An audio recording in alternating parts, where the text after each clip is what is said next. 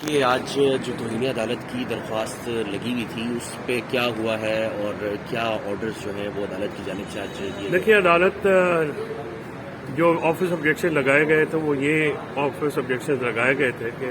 Consolidated order ایک technical معاملہ ہے کہ شاید ایک پینڈنگ پٹیشن کے اوپر دوسری پینڈنگ پٹیشن ہے، تو آج میں نے وہ آرڈر لگائے اور عدالت کو یہ بتایا ہے کہ جو آرڈرز جس پہ آبجیکشن لگایا ہے آفس نے اس کی سماعت کل صبح کے لیے جو ہے وہ چیف جسٹس اسلام آباد ہائی کورٹ کی عدالت میں پینڈنگ ہے، اور وہ بشرا بی بی اور عمران خان صاحب کی ملاقات کی حد تک ہے، جبکہ یہ پٹیشن جو ہے یہ 3 آرڈرز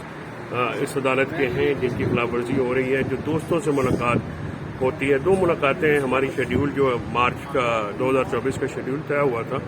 اس کے تحت 2 ملاقاتیں ہوتی ہیں۔ منگل والے دن خاندان کے افراد اور وکلاء کی ملاقات ہوتی ہے، اور جمعرات والے دن دوستوں سے ملاقات ہوتی ہے، اور ان کی لسٹیں جو ہیں یہ نام جو ہے عمران خان صاحب خود فراہم کرتے ہیں، اندر سے جیل اتھارٹیز جو ہیں ان کے ساتھ کوآرڈینیٹ کرتی ہیں۔ تو جو دوستوں سے ملاقات ہے وہ نومبر کے بعد ایک دفعہ، اس کے بعد نہیں ہوئی، 4-5 مہینے ہو گئے ہیں، تو اس کے متعلق جو ہے یہ آرڈرز تھے جن کی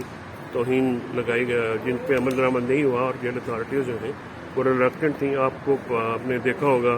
کہ اکثر ہمارے جو پارلیمنٹرین یا پارٹی کے عہدیدار آن جاتے ہیں لیکن وہاں پہ کافی کھڑے ہو کے وہ ان کو واپس کر دیا جاتا ہے، بلکہ 1-2 دفعہ تو پولیس ایکشن ہو گیا، ان کو بٹھا بھی لیا گیا۔ تو یہ جو ہیں آج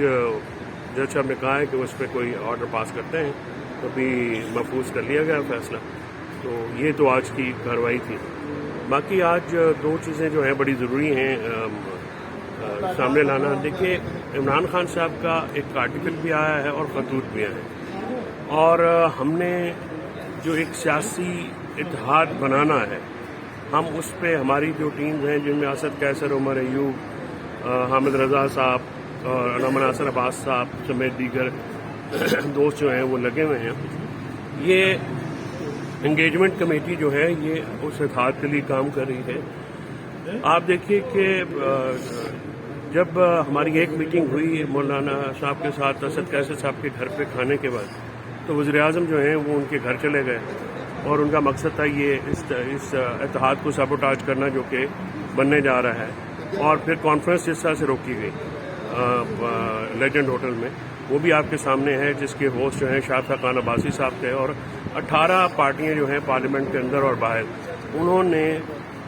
عمران خان کی آواز میں لائی اور کہا کہ یہ حکومت نمائندہ حکومت نہیں ہے، اور اس حکومت کو مستعفی ہونا چاہیے، اور ملک کو آگے بڑھانے کے لیے صاف شفاف الیکشن، غیر جانبدار الیکشن کمیشن کے تحت ہی ایک نیا راستہ ہے۔ تو اس کے جب ہماری یہ بات چیت شروع ہوئی تو عمران خان صاحب پہ ملاقاتوں پہ پابندیاں لگا دی گئیں، تاریخیں لمبی ڈلوا دی گئیں تاکہ یہ اتحاد جو ہے اس کو روکا جائے، اور 11 اور 12 مارچ کو بھی میرا اپنا خیال ہے کہ یہ پروسیڈنگز نہیں ہونے دی جائیں گی، کیونکہ ان پروسیڈنگز کو جو ہے روکا محض اس وجہ سے گیا ہے کہ ایک تو عمران خان صاحب کے پیغامات باہر نہ آ سکیں، جو کہ پھر بھی آ جاتے ہیں، ان کا ٹائمز میں آرٹیکل بھی آ گیا ہے، اور اس کے بعد مولانا صاحب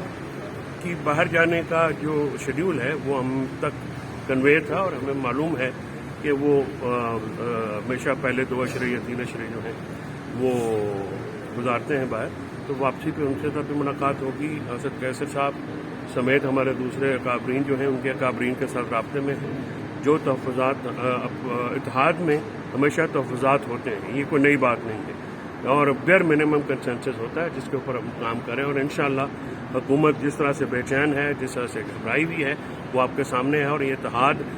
ہی پاکستان کو آگے لے کے جانے کا واحد سیاسی راستہ ہے، اور اس سیاسی راستے پہ ہم گامزن ہیں، اور مجھے کبھی امید ہے کہ انشاءاللہ عمران خان صاحب کی ہدایات کی روشنی میں، ان کی ڈائریکشن میں، یہ جو اپوزیشن ہے وہ ملک کی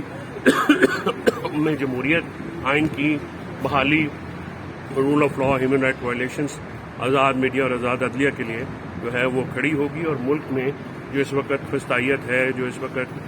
ان اناؤنس ماشاء اللہ لگا ہوا ہے، اس کے خلاف جدوجہد میں تمام جماعتیں اپنا رول ادا کریں گی، چاہے وہ پارلیمنٹ کے اندر ہوں یا پارلیمنٹ کے باہر ہوں، اور عوام کی امنگوں کے مطابق یہ ملک آگے چلے۔ یہی جمہوریت کا تقاضا ہے، یہی آئین کا تقاضا ہے۔